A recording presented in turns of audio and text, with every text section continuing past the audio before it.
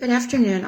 It's a little bit early, so if you note that I'm on and you say, oh, it's not 1:15 yet, you are correct. As I said, summer I have a particularly erratic schedule, so I'll be coming on give or take half an hour, whatever it is, however it works out. So this week we have a double portion, a double Parshat, Chukat-Balak. I've entitled this From Devastation to the Resolution of Continuity, beginning with a disclaimer. En Mukadam, the En Mukhar. Rashi tells us we cannot look at Torah as a chronological story. First X happens, then this, then this, then this. It is not completely law. It is not completely narrative, as we will discuss more in a few weeks. But rather, it is telling a inclusive story about a people, their experiences, their challenges, their foibles, and laws and practices that define the context in which all of this happens. And the way it is constructed is specific, we believe, to that stated purpose. We are this messy, disjointed, invested collective that interact with each other, that have these experiences, and the connections may not be chronological, but they are topical, and they are with purpose. For the first 4 books of the Chameshet Chomshei Torah. When we get to Devarim, we will see that there is a different organizing principle. This week, I'm going to go through 2 chapters, one from each of the Parshiot. First, Parak Chaf, chapter 20, some of the text, and then chapter 24, some of the text from Parshat Balak. And that is where we are going to see this development from devastation to the resolution of continuity. I'm going to begin with a statement from Rabbi Jonathan Sachs, alav shalom, in terms of context, putting the context of Bilam and the narrative into its proper place. He teaches as follows. The historical background to the Bilam narrative is well attested. Several Egyptian pottery fragments dating from the 2nd millennium before the Common Era have been found, containing execration texts, curses, directed against Canaanite elites and cities. It was the custom among pre-Islamic Arabs to hire poets thought to be under divine influence to compose and then deliver curses against their enemies. As for Bilam himself, a significant discovery was made in 1967. A plaster inscription on the wall of a temple at Deir Allah in Jordan was found to make reference to the night vision of a seer called Bilam, the earliest reference in archaeological sources to a named individual in the Torah. Thus, though the story itself contains elements of parable, it belongs to a different context in time and place and must be read in that spirit. The character of Bilam remains ambiguous, both in the Torah and in subsequent Jewish tradition. Was he a diviner, reading omens and signs, or a sorcerer, practicing occult arts? Was he a genuine prophet, or a fraud? Did he assent to the divine blessings placed in his mouth, or did he wish to curse Israel? According to some Midrashic interpretations, he was a great prophet, equal in stature to Moshe. According to others, he was a pseudo-prophet with an evil eye who sought Israel's downfall. What I, says Jonathan Sachs, want to examine is neither Bilam nor his blessings, but the preamble to the story, for it is here that one of the deepest problems arises, namely, what did God want and intend for Bilam to do? And I'm going to add the question, why? And with that, we go to Parak Chaf. Please feel free to grab your Tanakh or your Chumash if you want to follow along with me, because this will be very text-based today. We're going to look at these 2 chapters and a bit of a third one from each of these two parshiot. First, Parshat Chukat, and the devastation as explained in Parak Chaf 20, a chapter riddled with difficult deaths. And we begin with Parak Aleph. Vayavo b'nei Yisrael kol ha'edam midbartzin b'chodesh ha'rishon v'sheva b'kadesh v'tamat sham Miriam v'tekabar sham. The entire congregation of the children of Israel arrive at Zin in the first month. They settle in Kadesh, and Miriam dies there. And we've seen this several times. We're told that with Miriam's death, the well that she was in charge of would no longer produce water, and the group does not have water, so they assemble against Aaron and Aaron. Remember, water and life are very connected to each other throughout our text. There are many water and water well texts indicating life, indicating moving forward, indicating something positive. At this point, verse 3,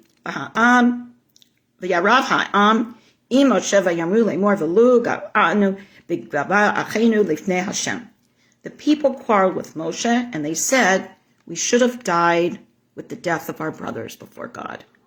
Why have you brought us here so that we, lamut, sham anachnu ube'erenu, that we will die and our livestock will die here? And why have you taken us out of Egypt, bringing us to this evil place? The makom hara hazeh, lo makom zera, v'te'ena v'gefen v'rimon v'mayim, ein l'shtot. There's no place for seeds, there's no figs, there's no grapevines, there's no pomegranate trees, and there's no water to drink. So I just want to cite, again, what is the narrative, what's going on, why does it appear here, what is it going to be the result of what's happened already, and how does it lead us to the next actions or chapters of life. We've heard this before, this nostalgic and wistful thinking. Miriam was with us then. We were whole. Think about that. Think about our families who came here, who left the Holocaust, who left the pogroms, who left with their whole families. They lost all their material, they lost their good food, they lost their homes. And then when they lose members of their family, everything is lost. It's just too much. And that's what we're seeing here. We're going to focus on Miriam's death and Aharon's death, but again, remember how many people died in the desert. We don't really talk about that. We have spoken about the desert and all that that evokes in terms of arid land and not thinking of it as a place of life, notwithstanding that several weeks ago we talked about the life that does thrive in the desert, both spiritually and the desert's own ecosystem. Moshe and Aharon move away from the assembly to the entrance of the Ohel HaMoed, the tent of the meeting, and they fall on their faces. Remember, this is where they come to meet God. Vayar kavod Hashem Elohim. And God's glory appears to them. So the camp is upset because Miriam has died. Aharon and Moshe have lost their sister. How much can everyone, as we sit in our comfortable homes and lives, can we even begin to imagine what they are managing, what they are handling now, and how all of this is just too much?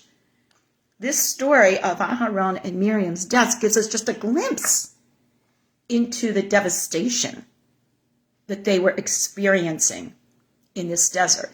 And when you look at it that way, that nostalgic memory of Egypt goes something like this. Yes, we were slaves. We were servants to Paro. We left because of religious freedom. But we're dying. It was better off there.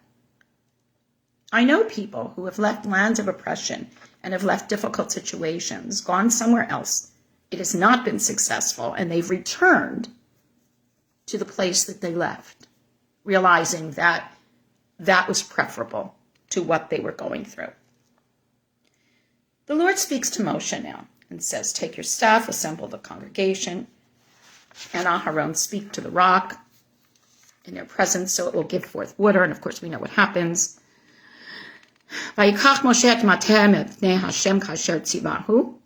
Moshe takes the staff as God has commanded him. He assembles the congregation. And then what does he say to them? Sham'una hamorim hamin hasaleh hazen otzi lachem mayim. Now listen, you rebels. Are we going to draw water for you from this rock? So he is mourning his sister. He's impatient with the people. He's suffering the same way they are. Again, let's look at his actions through the prism of the information that we're given in this narrative, which sets the stage. At this point, Vayaram Moshe et yado, he raises his hand, he strikes the rock with his staff twice, and then an abundance of water gushes forth, and the congregation and their livestock drink. Their immediate problem is resolved. However, God now says to Moshe and Aharon, you didn't have faith in me. Lo hamentem bi. Lahatisheni. We've seen this already. You have not honored me and sanctified me in the eyes of the Israelites. Therefore, because I cannot depend on you to do this honor, you will not be the one to bring them to the land that I will give them. And of course, this incites all kinds of commentaries. Was this a fair punishment for Moshe? We're going to see this later when we do Parshat Devarim and we compare Shalach Lecha, the story of the scouts, and as it's presented in Bamidbar and as it's presented in Devarim, and why it's the first narrative. So here's my question at this point. We know that God sees all. But think about this. When you see the whole picture, any one of us who have looked at a piece of art, and you take in the whole piece of art, and then you look at specific pieces, I'll even show you for just a moment. See, here's a very lovely piece of Keti Camus' art. It's about Tzfat, sorry about the light reflection. This is perhaps a little bit better. Here's Yerushalayim. I'll show you this one. There you go. So much, maybe too much to take in. But if we focus on one little part and we zero in on one little detail, we see things, we see less of the breadth and breadth, but we see more of what is going on. So I want to ask a question here. God sees the whole picture, but is God seeing the details of the whole picture? God has been frustrated with the people before, and Moshe has been known to calm God down a bit, so to speak, and vice versa. Here, do we see a hint of the limitations of what we can reasonably expect of what God can see into the heart and motivations and intentions of the human being? Let's think about that. And if God cannot ascertain every single detail of every single being, it doesn't make God less. Hahefech, the opposite. I think that is where each human being has their individuality. And that's where Hashkafa Pratit comes in. What do I believe about God? This was now called Hema Me Meriva. This area was called the Waters of Dispute, where the children fought with Ravu, quarreled with God, and God would be sanctified by them. So think about, what would you have done?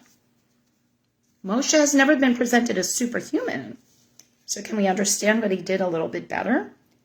And can we understand that he had his limits as well? And that God did understand that on some level, but maybe not every single solitary piece of the puzzle. Moshe then sends messengers from Kadesh, this is verse 14 for those that are following in chapter 20, to the king of Edom.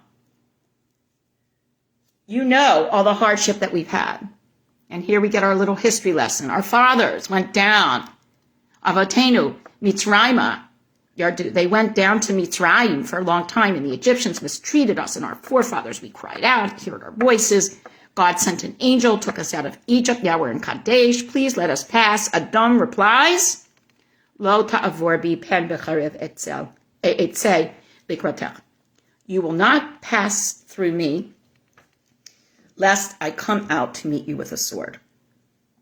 The children of Israel then say, we will stay to the highway, and if we drink your water, either us or our camels, we will pay its price. We will pass through on foot. We will not endanger you in any way. All we're asking is for passage. But he said, nope, you shall not. Edom refuses to allow Yisrael to cross through the territory, so Israel has to turn away and go on a detour.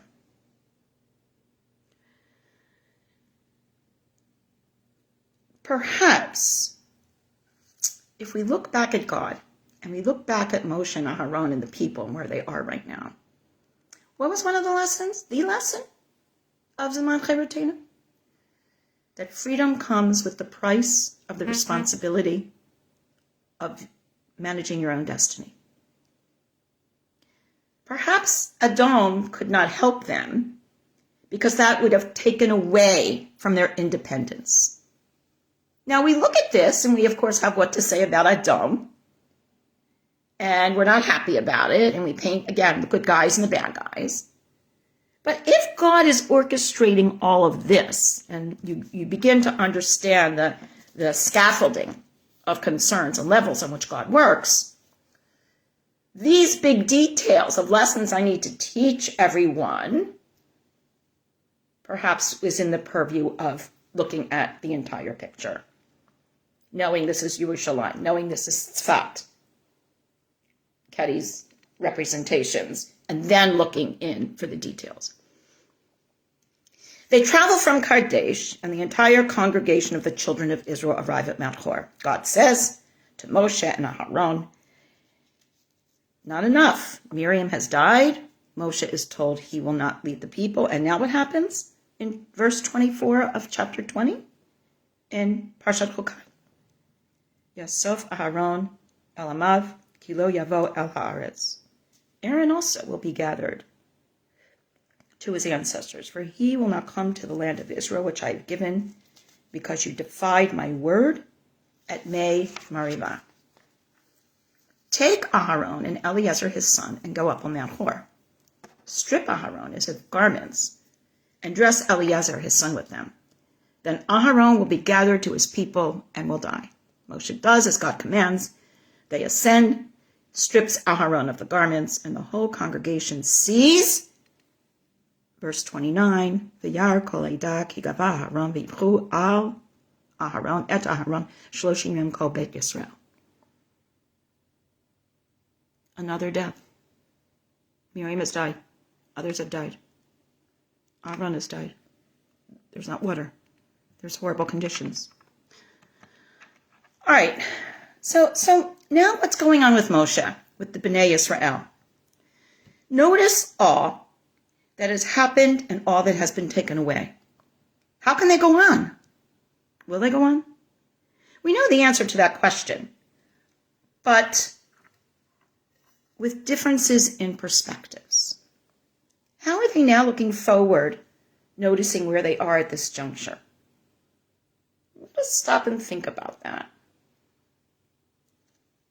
We're now going to turn to chapter 22, Perek Chaf Bet, in Parshat Balak, and we're going to look at some of that, and Perek Chaf Dalet. In Perek Chaf Bet, 22, the children of Israel journey. They're camping in the plains of Moab. Balak sees all that Israel has done to the Amorites. Remember, we get this trope. Yitro saw all that God did for them in Egypt, of these leaders who see their victories over others. And do they respect them? Do they fear them? Do they admire them? But they have a reputation now, clearly. Moab's reaction. Vayagar Moav mipnei ha'am ma'od ki rav hu. Moab becomes terrified of the people, for they are numerous. Where have we seen that before? Exact words in Shemot. Paro, who rises and doesn't remember Yosef, is terrified because this people has multiplied. Now, we just talked about the desert and death and the lack of sustenance and the lack of support of life, but Rav, who? Are they sorcerers? Do they have some kind of magic? What's going on here? We know in Parshat Chukat, we have this thing about the Nachash Nechoshet, right? The snakes bite them, and then they put a copper snake on, play on words, Nachash Nechoshet, and if you touch it, you're healed. And that's actually the symbol for the American Medical Association. What's going on? How can they be so numerous and so strong if they've gone through such devastation? It's clearly that the numbers, pun intended, this is the book, frighten the most powerful. Why? Because we know there's strength in numbers. And if they've gone through everything they've gone through and they still have these numbers, remember Shlach Lecha? We went and they looked like giants and the land was eating them, and everybody has this fear. So we've seen the fear on the part of the Bnei Yisrael, and now we see the fear on the part of Moab. Moab now says to the elders of Midian, now, this group is going to eat every single thing we have. So, chapter 22, verse 5, he sends messengers to Bilam, and here we bring in what Jonathan Sachs taught us, the son of Beor, and says, a people have come out of Egypt.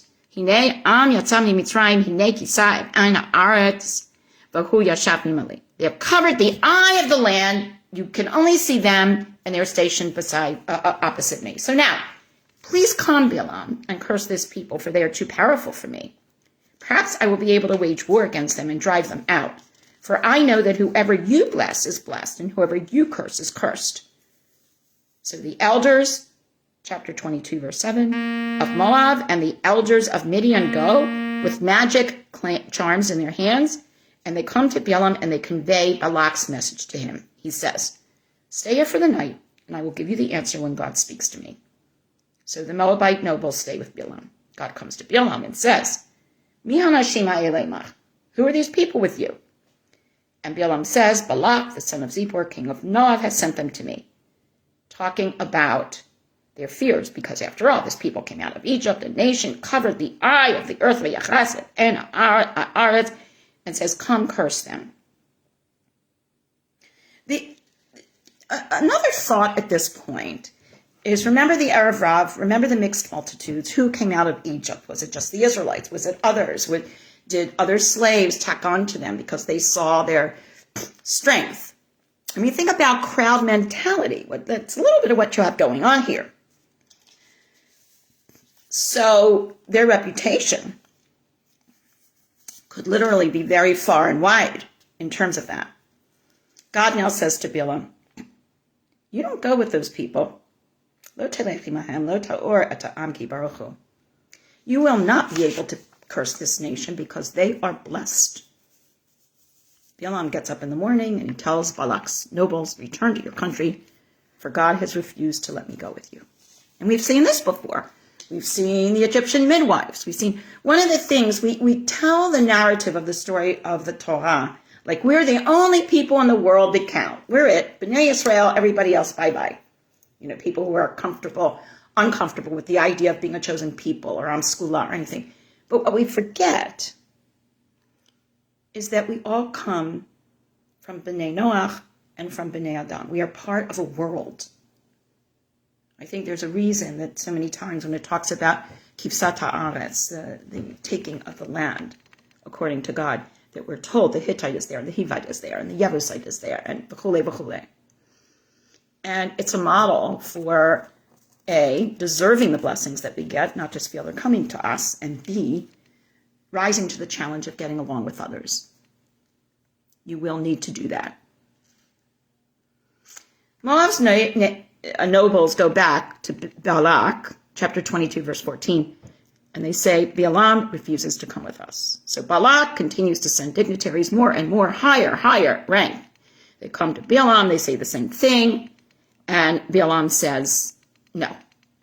They tell him he will get whatever honors he wants, and Balaam says no. Verse 18. Even if Balak gives me a house full of silver and gold, I cannot do anything, small or great, that would go against the word of Lord my God. Et pi Hashem Elokai la'asod katana u'gedala. We've had this before. We see it with Yitro. We see it with Shifra and Puah. Others acknowledging not just the people of Bnei Israel, but God. So what's interesting about this is self-perception. Self-perception is always everything. They see themselves as distraught, as devastated, as they're suffering these losses. They're burying these people. There's no water. There's no meat. They want to go back to, what is it, the devil that you know is better than the devil that you don't? Maybe not an appropriate metaphor here, but take it for what it's worth. You can laugh a little bit. It may be worthy of that. And yet, while they're feeling this, all these other nations are afraid of them. We can't forget that. These other nations know that God is in charge, and others are witnessing this, and that they are buchim, they are blessed because they are blessing God by being there and maintaining their mission, their shlichut, for my Chabad friends. In the morning, Balaam goes, he saddles his donkey. God is angry because he's going. An angel of the Lord comes and to stop him while he's riding on the donkey. The donkey sees the angel of the Lord stationed on the road with his sword, turns aside from the road, goes into a field. Balaam beats the donkey to get it back on the road. Now, note the interaction between the angel and the donkey. Why can't God set up communication channels with all that God has created? In other words, we make a big deal about the donkey. Why not talk to Balaam? Why go through the donkey? But the fact of the matter is that all is God's creation. God creates all the way that God creates, and we do not understand why on many, many levels. That's part of our human limitation. That's part of God's understanding of the big picture. The angel of God stands in the path of the vineyards with a fence on this side and a fence on that side. Verse 24 of chapter 22. The she-donkey sees the angel and presses Balaam's leg against the wall, and he beats her again. This continues to go on, this angel between them. And finally, God opens the mouth of the she-donkey. V'tomer leBalaam ma asiti lecha ki katanu zeh shlosh regalim.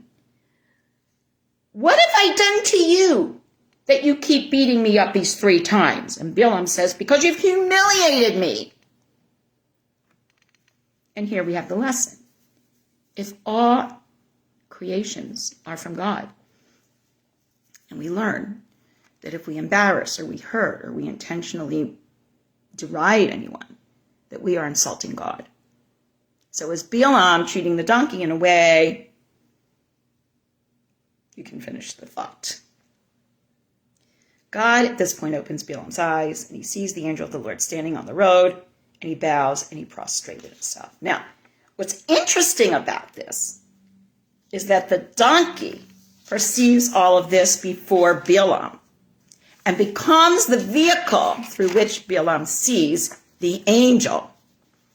The angel then asks him, why did you beat your donkey? And Balaam says, I have sinned. I didn't know that you were standing on the road. Remember, Balaam says, it's my God, right? I cannot curse. I cannot hurt anyone small or big because my God says no, but does not acknowledge that God is the creator God of all. When I speak about God, a lot of times I like to talk about God as the creator God, because talking about God as Bareat Olam, creating all that is in the world and is visible, noting the irony of the word Alam, which is the same shorish as Ayin Lamed Mem, to disappear, Ne'alam. All that we see is created by God, and all is to be honored. We learn this in Sa'ar Balei Chaim, how we treat our animals. We learn this in Shemriat Amah, and how we treat the land, that what we are given is not ours to do what we want with, but to use in a responsible and caring way. We are given stewardship. We are to care for each other and all of our needs and all of creation. So the angel of God says to Balaam at this point, verse 35 of Perek Chafbet, go with these men. Avol. Ve'efes et hadavar asher adaber alecha oto tidaber v'yelech Balaam im sarei Balak. He goes with the officers, but he's told, the only word that you're going to speak is what I tell you to speak. Balak heard that Balaam was coming, so he went out toward the city. Balak says to him, did I not send you and call for you? Why didn't you come to me? Am I incapable of honoring you? Balaam says to Balak, behold, I have come to you. Do I have any power to say anything? Again, Hadavar asher yasim Elokim b'pi oto adaber. I can only say what God puts in my mouth. So at this point, what we have, again, remembering our narratives and how the story is told and why it's told that way and what we are to learn from it, is that Balaam and God come to interact with and understand each other. Remember, it was thought that Balaam is a magician, is a sorcerer. Poof. There was a fear that Moshe was going to be perceived that way. No, it's a process. It's not magic. So the very process that Balaam goes through is instructive for us. He's a man of intelligence, and we paint him as a fool, but maybe he's showing that no matter who you are, and no matter your position, and no matter your skill sets, we all have to come to a genuine, intentional relationship with God, so that we get to the point where we say, I can say nothing except for what God puts in my mouth. We now turn to Perek Chaf Dalet, chapter 24. Balaam sees that it pleases God to bless Israel. V'yara Balaam ki tov b'nei Hashem levarech Yisrael v'lo halach kefa'am b'pam likrot nachashim v'yased et ami bar panav. He does not go in search of omens, as he had done time and time again. Nechashim, serpents, omens, copper, that sherish is there again. But this time he turns his face to the desert. Balaam raises his eyes, and we all know this part. Vayasa Balaam et einav vayara Israel shachein l'shvatav v'tehi elav ruach Elokim. He sees that Israel is dwelling according to their tribes, and the Spirit of God rested upon him. This could only happen after Balaam went through what he went through. Moshe had his hachana at the burning bush. Yitro had his hachana, seeing what was going on, as Kohen Midian, as Chovev Moshe. And now Balaam has had his experience to know the context and the parameters of his relationship with God. He takes up his parable and he says, the word of Balaam, the son of Beor, and the word of man with an open eye. The word of the one who hears God saying, who sees the vision of the Almighty fallen with open eyes. And here we have our text. Ma tavua halecha Yaakov mishkanotecha Yisrael.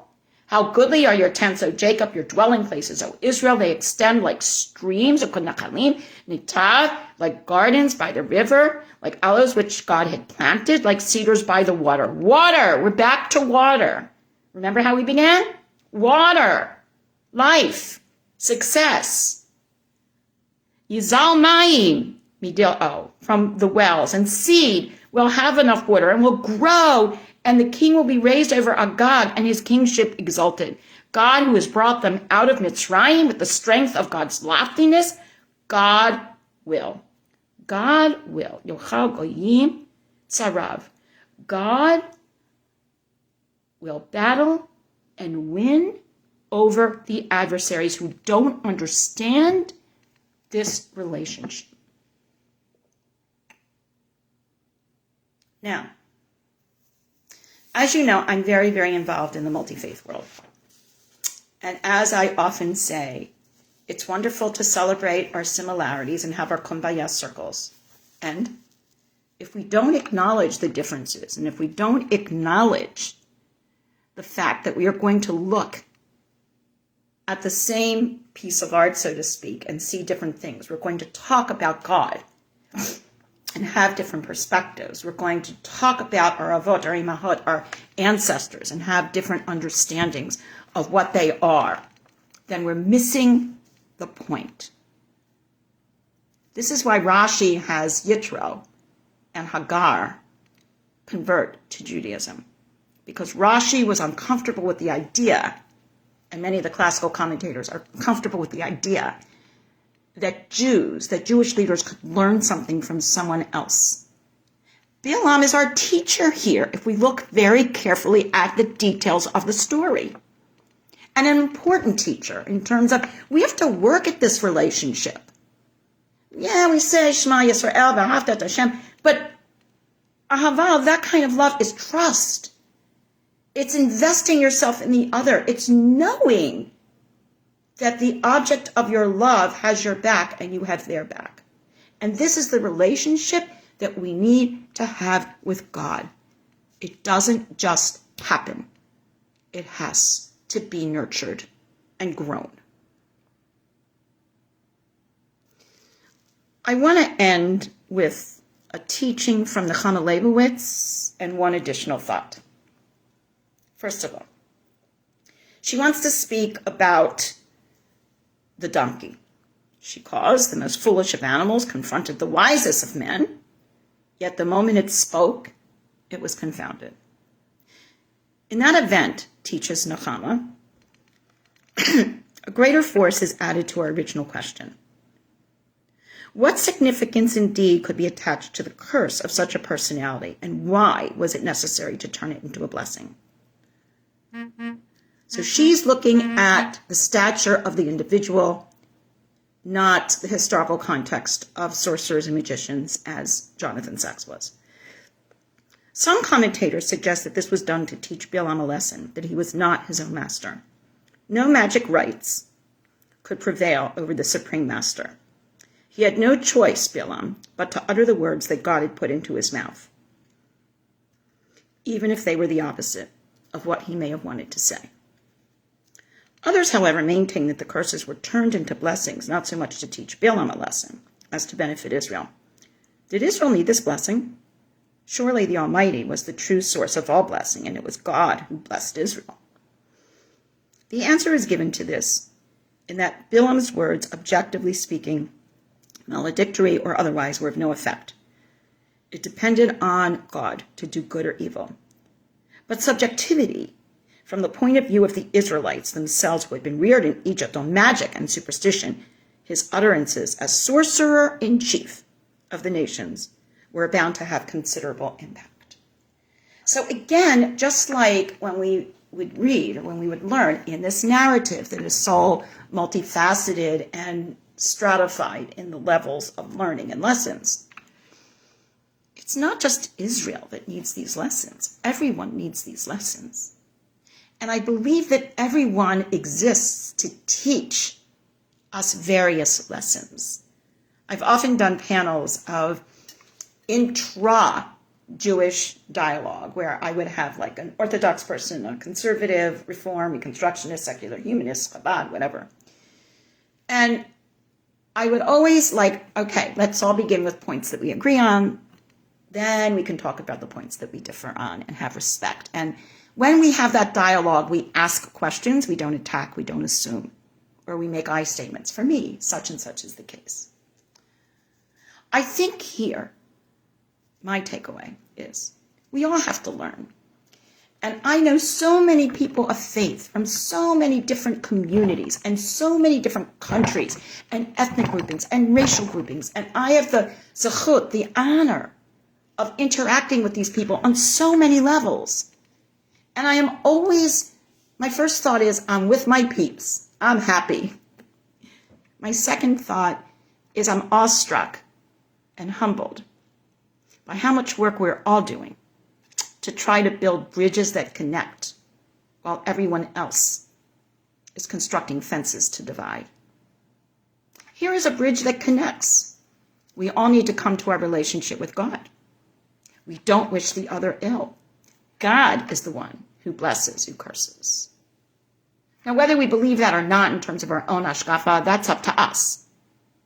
But I think before we put the white hats on the good guys and the black hats on the bad guys and go to the midrash and see what we learn about these people, and we have to come to the point where this one is no good and this one is faultless, I think I'm going to agree, I know I'm going to agree with Nechama Leibowitz, I'm going to agree with Aviva Zornberg, I'm going to agree with all of those who teach we are so missing the point if that's where we're going with this.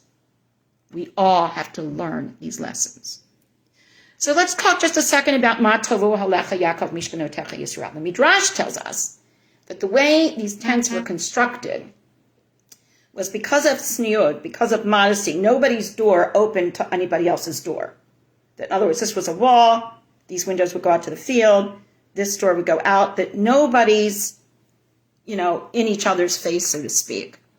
So that's kind of an interesting thing because, again, back to big picture versus individual details.